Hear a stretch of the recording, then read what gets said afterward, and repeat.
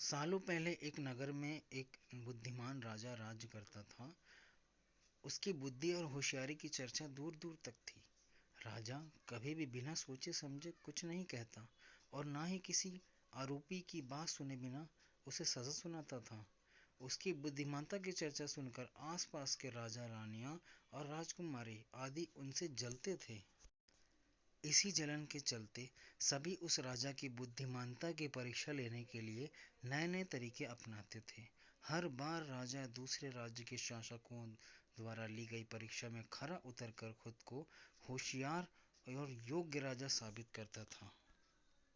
एक दिन राजा की परीक्षा लेने के लिए एक राजकुमारी आई। उसको हाथों में दो फूल की माला थी। दोनों माला में से एक असली फूलों से बनी थी और दूसरी नकली।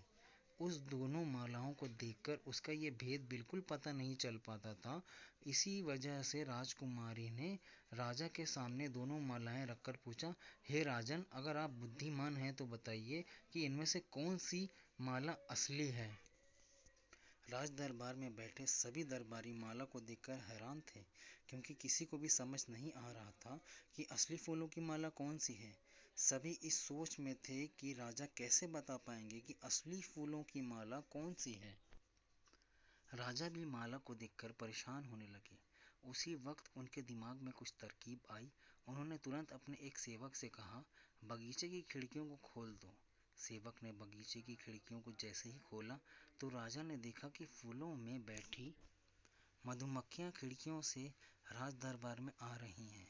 वो कुछ देर मधुमक्खियों को ही देखते रहे। जैसे ही एकाध मधुमक्खी एक फूल की माला पे बैठी, वैसे ही राजा ने कहा कि अब मैं बता सकता हूँ असली माला कौन सी है। राजा ने तुरंत उस माला की तरफ इशारा किया जिस पर मधुमक्खी बैठ रखी थी।